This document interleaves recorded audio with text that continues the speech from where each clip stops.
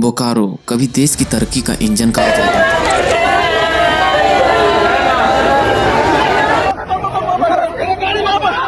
लाठीचार्ज के बाद पूरे इलाके।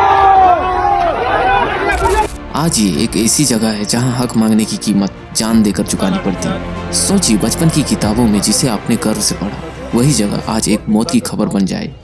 क्यों? क्योंकि यहाँ के विस्थापित बेरोजगार युवा सिर्फ उस वादे को याद दिला रहे थे जो कभी किया गया था। क्या उनकी आवाज इतनी खतरनाक थी कि उसे लाठियों से हमेशा के लिए शांत कर दिया गया?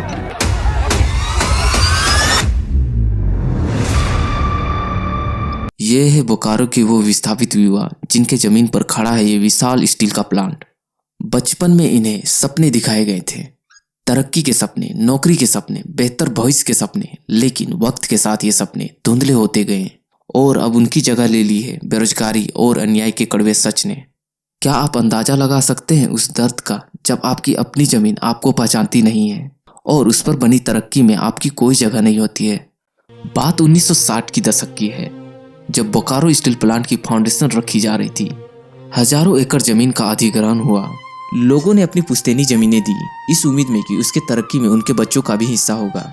वादा किया गया था कि विस्थापित परिवारों के युवाओं को अप्रेंटिसशिप मिलेगी, यानी ट्रेनिंग, और उसके बाद नौकरी। ये एक सीधा सा समझौता था, जमीन दो भविष्य पाओ। लेकिन क्या ये वादा निभाया गया?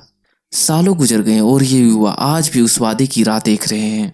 इन युवाओं ने अपनी जवानी इस उम्मीद में गुजार दी कि शायद आज, शायद कल उन्हें वो हक मिलेगा जिसका वादा किया गया था। बोकारो स्टील प्रशासन की तरफ से सिर्फ आश्वासन मिलते रहे। तारीखें बदलती रही लेकिन जमीनी हकीकत कभी नहीं बदली। क्या किसी ने उनकी बेबसी को समझने की कोशिश की? क्या किसी ने सोचा कि एक युवा कब तक सिर्फ वादे के सहारे जी सकता है? और फिर वो हुआ जो नहीं होना चाहिए था। अपनी आवाज बुलंद कर रहे इन युवाओं को जवाब मिला तो सिर्फ लाठियों से। दैनिक भास्कर की रिपोर्ट के मुताबिक गुरुवार को प्रदर्शन कर रहे विस्थापित अप्रेंटिस कर रहे लोगों पर CISF ने लाठीचार्ज किया और इस लाठीचार्ज में एक युवा की जान चली गई। प्रेम महतो, एक नाम, एक जिंदगी जो सिर्फ अपने हक की मांग करने की कीमत चुका गया। सिर पर लगी चोट और फिर हमेशा के लिए खामोशी।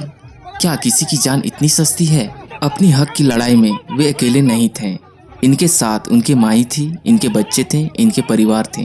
वो सिर्फ अपने भविष्य नहीं मांग रहे थे, वो अपने बच्चों की भविष्य की लड़ाई लड़ रहे थे।